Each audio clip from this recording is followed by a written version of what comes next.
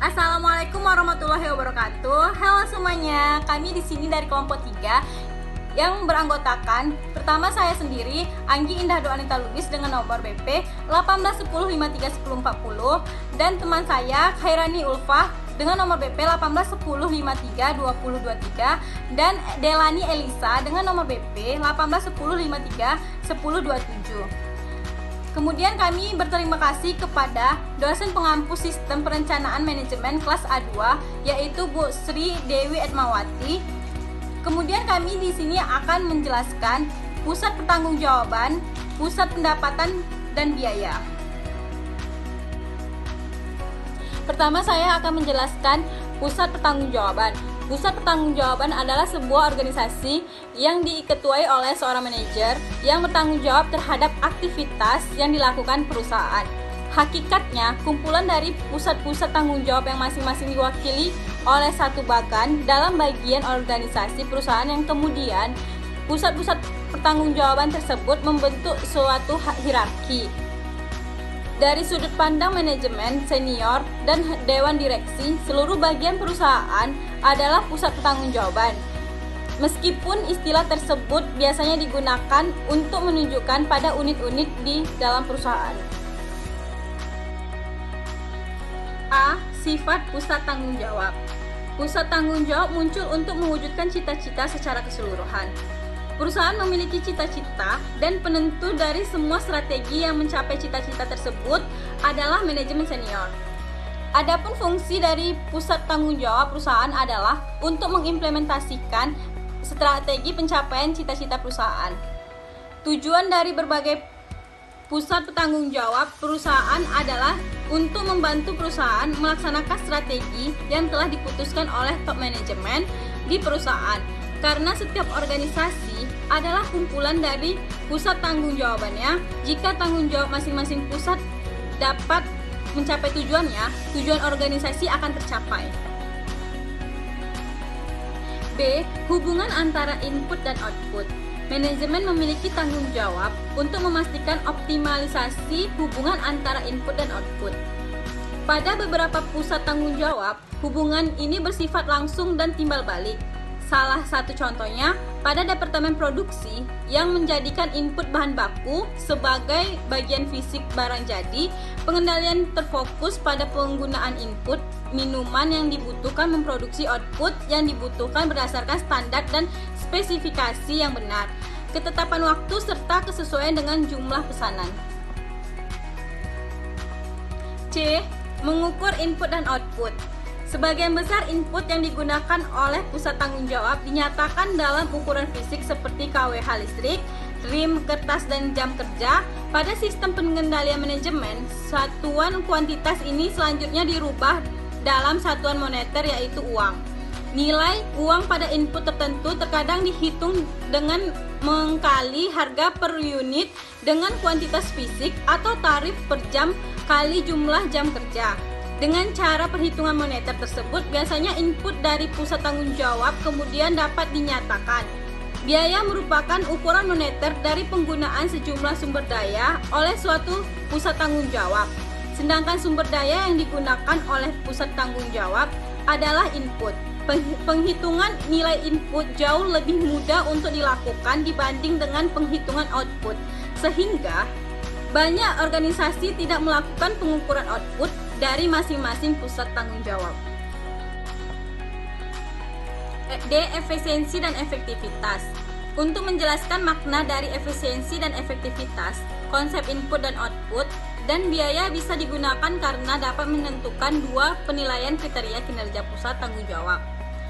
Efisiensi merupakan rasio output terhadap input atau jumlah output dari per unit input pada kriteria pertama. Output tidak harus dikuantitatifkan, tetapi sangat perlu untuk menilai output dari kedua unit yang hampir sama. Namun, dalam kriteria kedua, dibutuhkan beberapa tolak ukur output kuantitatif jika memiliki input yang sama dan output yang berbeda sehingga menjadikan perhitungan yang lebih sulit. Efisiensi diukur dengan membandingkan biaya standar dan biaya aktual, di mana biaya-biaya tersebut dinyatakan dalam satuan output yang diukur. Pada metode ini terdapat dua kelemahan utama, yaitu biaya yang tercatat tidak menjadi tolak ukur sumber daya yang digunakan, serta idealisme standar yang merupakan perkiraan ideal yang harus tercapai sesuai kondisi yang ada. Efektivitas diukur oleh hubungan output yang dihasilkan suatu pusat tanggung jawab dengan tujuannya. Keefektivitasan suatu unit diukur oleh besarnya output yang dikontribusikan terhadap tujuan perusahaan yang cenderung dinyatakan dalam istilah subjektif dan analitis. Efektivitas dan efisiensi memiliki keterkaitan satu sehingga setiap pusat tanggung jawab harus efektif dan efisien sehingga organisasi dapat mencapai tujuannya secara optimal. Konsumsi yang rendah mungkin menjadikan suatu pusat tanggung jawab efisien, namun belum tentu efektif jika output yang dihasilkan belum memberikan kontribusi yang optimal kepada tujuan organisasi. Jadi, suatu pusat tanggung jawab akan efektif jika melakukan hal-hal yang tepat dan bersifat efisien jika melakukan sesuatu dengan tepat. Peranan laba. Laba merupakan tolak ukur yang penting atas efektivitas dan efisiensi karena merupakan selisih antara pendapatan yang menjadi ukuran output dan biaya yang menjadi ukuran input. Jika ukuran tersebut ada, maka perusahaan tidak perlu mengukur secara relatif pentingnya efektivitas dan efisiensi dari masing-masing pusat tanggung jawab. Selanjutnya yaitu jenis pusat tanggung jawab. Yang pertama yaitu pusat pendapatan. Pusat pendapatan merupakan unit pemasaran atau penjualan yang tidak memiliki wewenang untuk menetapkan harga jual serta tidak memiliki tanggung jawab atas harga pokok penjualan barang yang dipasarkan. Penjualan diukur terhadap anggaran dan kuota, serta manajer dianggap memiliki tanggung jawab atas beban yang terjadi secara langsung dalam unitnya. Yang kedua yaitu pusat beban. Pusat beban merupakan tanggung jawab pusat yang mengukur input secara moneter. Terdapat dua jenis pusat beban, yaitu pusat beban teknik dan pusat beban kegiatan. Pusat beban teknik biasa ditemukan pada operasi manufaktur. Pusat beban teknik memiliki ciri-ciri. Yang pertama yaitu input dapat diukur secara moneter. Yang kedua, input dapat diukur secara fisik. Yang ketiga, jumlah minimal input yang dibutuhkan dalam satu produksi dapat ditentukan. Pada satu pusat beban teknik, output dikali dengan biaya standar dari setiap unit untuk mengukur biaya standar dari barang jadi. Selisih dari biaya aktual dan biaya teoritis mencerminkan tingkat efisiensi dari pusat beban yang diukur. Pusat beban teknik mengacu pada pusat tanggung jawab di mana biaya yang paling banyak dianggarkan. Meski begitu, estimasi biaya teknik yang valid belum dapat ditentukan. Yang kedua yaitu pusat beban kebijakan.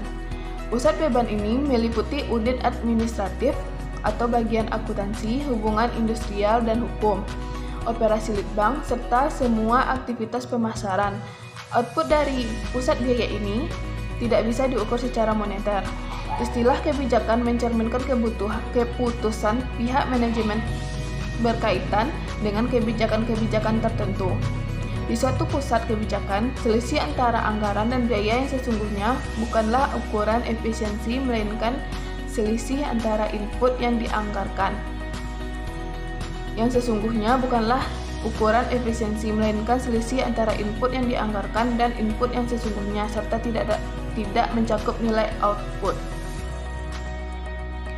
Jika biaya yang sesungguhnya tidak melebihi biaya yang dianggarkan, maka pihak manajer sudah hidup sesuai dengan anggaran. Tetapi karena anggaran tidak dimasukkan untuk meramalkan jumlah pengeluaran yang optimum, maka menjalankan usaha dalam batas-batas anggaran yang ada tidak selalu berarti menunjukkan kinerja yang efisien. Baiklah, terima kasih kepada Rani. Selanjutnya saya Delani Elisa akan melanjutkan menjelaskan materi mengenai ciri-ciri pengendalian umum. Terdapat 6 tipe pengendalian umum. Yang pertama adalah penyusunan anggaran. Manajemen membuat keputusan anggaran untuk pusat beban kebijakan yang terpisah dari pusat beban teknik. Kemudian manajemen menentukan apakah anggaran operasi yang diajukan bisa mencerminkan biaya per unit dari pelaksanaan tugas secara efisien. Pihak manajemen merumuskan anggaran pusat beban kebijakan dengan menentukan pekerjaan yang harus diselesaikan. Yang kedua adalah anggaran inkremental. Tingkat biaya dari pusat beban kebijakan dipakai sebagai titik awalnya. Jumlah tersebut disesuaikan dengan tingkat inflasi, perubahan-perubahan beban pekerjaan yang diantisipasi, pekerjaan tertentu atau pekerjaan khusus, dan jika data telah tersedia, biaya dari berbagai pekerjaan dapat dibandingkan dalam unit-unit yang sama. Yang ketiga ada tinjauan berdasarkan nol atau zero based review. Tinjauan berdasarkan nol merupakan pembuatan analisis secara menyeluruh dari setiap pusat beban kebijakan pada jadwal yang terus berjalan, sehingga semuanya ditinjau setidaknya sekali dalam 5 tahun. Yang keempat ada variasi biaya. Biaya dalam pusat beban kebijakan cukup terlindungi dari fluktuasi jangka pendek, berbeda dengan pusat beban teknik yang sangat dipengaruhi oleh perubahan volume jangka pendek. Perbedaan ini berawal dari dalam membuat anggaran untuk pusat beban kebijakan. Para manajer cenderung untuk menyetujui perubahan yang terkait dengan volume penjualan yang diantisipasi, seperti penambahan tenaga kerja jika volume penjualan meningkat dan pengurangan tenaga kerja jika volume penjualan menurun. Baiklah, yang selanjutnya adalah pengendalian keuangan. Tujuannya adalah untuk mengendalikan biaya dengan mengikutsertakan manajer yang berperan sebagai perencanaan dan mendiskusikan langkah yang akan diambil. Dan yang keenam, serta yang terakhir adalah pengukuran kinerja. Pengendalian secara menyeluruh terhadap pusat beban kebijakan dicapai dengan mengukur kinerja secara non-finansial. Baiklah, selanjutnya ada pusat administratif dan pendukung. Pusat administratif meliputi manajemen senior korporat dan manajemen unit bisnis, serta para manajer unit-unit pendukung. Pusat pendukung merupakan unit-unit yang menyediakan layanan kepada pusat tanggung jawab. Dan selanjutnya ada pusat penelitian dan pengembangan. Dalam pusat penelitian dan pengembangan, kontrol pusat penelitian dan pengembangan ini menimbulkan kesulitan karakteristiknya sendiri, khususnya kesulitan dalam mengaitkan output dan input dan kurangnya keselarasan tujuan. Yang pertama, aktivitas logistik. Aktivitas logistik adalah aktivitas-aktivitas yang terlibat dalam memindahkan barang dari perusahaan ke pelanggan dan mengumpulkan piutang yang jatuh tempo dari para pelanggannya. Sedangkan aktivitas pemasaran adalah aktivitas-aktivitas yang dilakukan oleh perusahaan untuk memperoleh pesanan. Baiklah, sekian presentasi yang dapat kelompok kami sajikan. Terima kasih atas perhatiannya dan kami mohon maaf apabila terdapat kesalahan baik yang disengaja ataupun yang tidak disengaja. Saya tutup dengan Assalamualaikum